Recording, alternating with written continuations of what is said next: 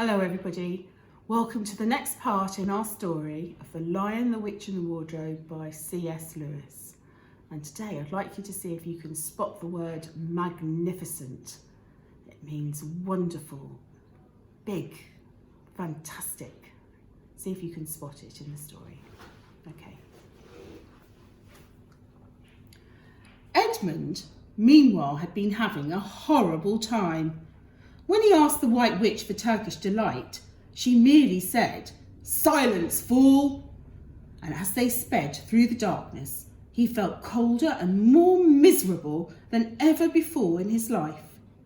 It didn't look now as if she intended to make him a king, and he longed to be with the others. At last morning came, and they were travelling along in daylight. Suddenly, the witch stopped the sledge. Nearby sat a merry party celebrating the return of Father Christmas.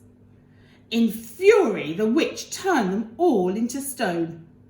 And Edmund, for the first time, felt sorry for someone besides himself. As they raced on again, Edmund noticed that he was feeling much less cold.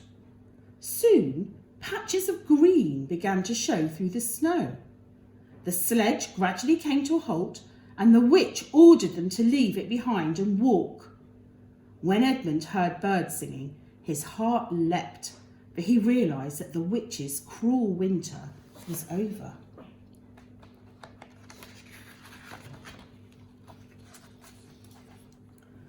Miles away, the other children were walking into what seemed a delicious dream.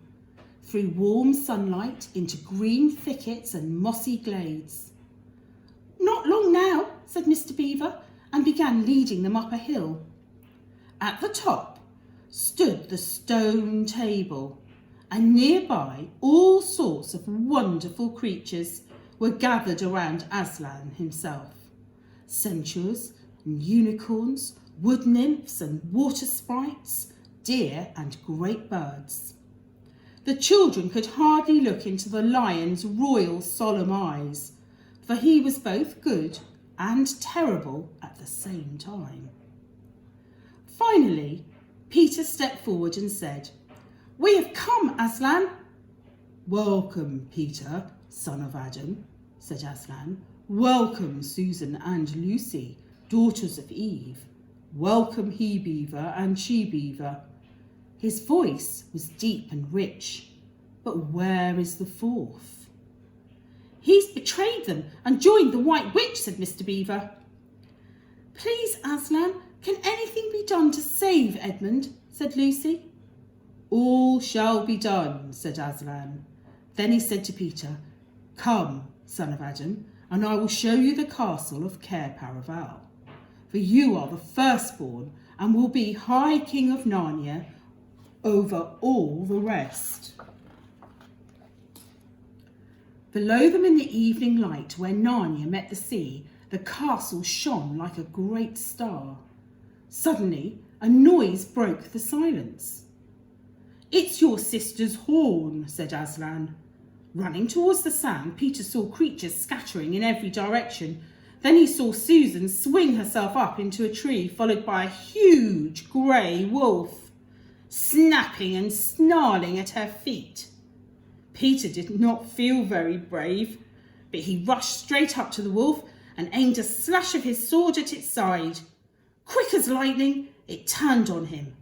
After a short, hard fight, Peter managed to plunge his sword into its heart. A moment later, the wolf lay dead. "Quick!" shouted Aslan. "Centaurs, eagles, I see another wolf.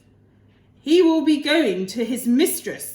Now is your chance to find the witch and rescue the fourth son of Adam." Instantly, a dozen of the swiftest creatures disappeared into the gathering darkness. Peter shakily wiped his sword on the grass. "Hand it to me and kneel, son of Adam," said Aslan. Then Aslan struck him with the flat of the blade and said, "Rise up, Sir Peter. Wolf's bane." After Edmund had been made to walk further than he thought possible, the witch at last halted in a dark valley. At that moment, a wolf rushed up to them, snarling. "They're all at the stone table. They've killed my captain. Fly, fly!" "No," said the witch. "Summon all our people. Call out the giants, the ghouls, the ogres and the werewolves. We will fight." Edmund found himself being forced to his feet by the dwarf and roughly tied to a tree. The wolf muttered, "4 thrones in Cair Paravel, but how would it be if only 3 were filled?" Edmund heard the awful sound of a knife being sharpened. Then suddenly there was a drumming of hooves and beating of wings, and Edmund felt himself being untied. Strong arms were round him and kind voices said, "Steady now. And who's got the witch? Do you mean she's escaped?" For, to their surprise, the witch had vanished. But just at that moment, Edmund fainted. Presently, the creatures all set off back to the stone table, carrying Edmund with them. When the other children woke up the next morning, they saw Aslan and Edmund walking together. No one knew what Aslan had said to Edmund, but it was a conversation that he never forgot. As the others drew near, Edmund shook his hands with each of them and said, "I'm sorry," and Edmund said, "That's all right."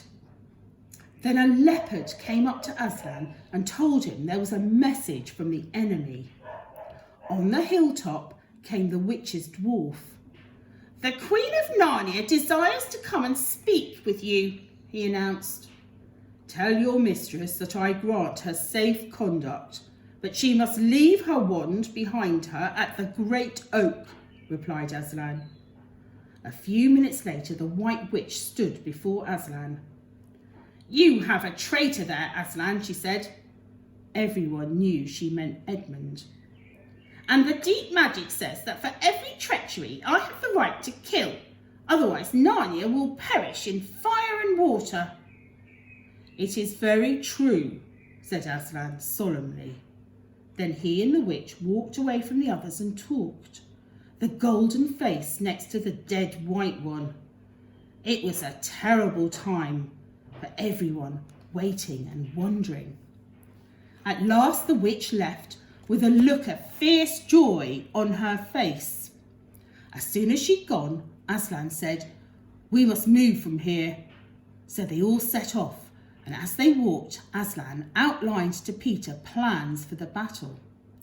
That night they camped in a valley, but after everyone had gone to sleep, Susan and Lucy lay awake, talking in the darkness, for Aslan had seemed sad all evening.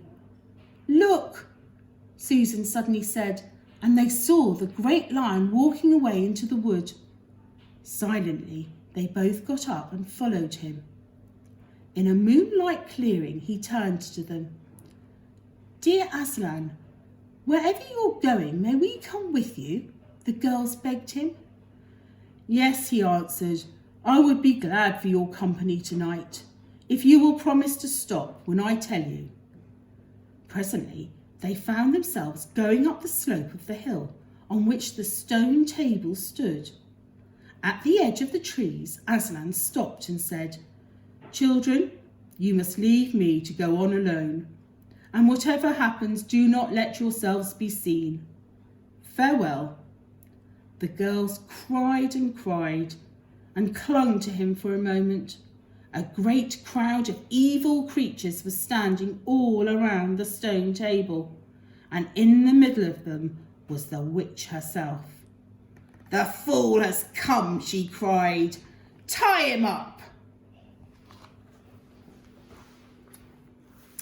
That's the end of today's episode, and tomorrow we'll have the last part in our story, The Lion, the Witch and the Wardrobe. Bye everybody.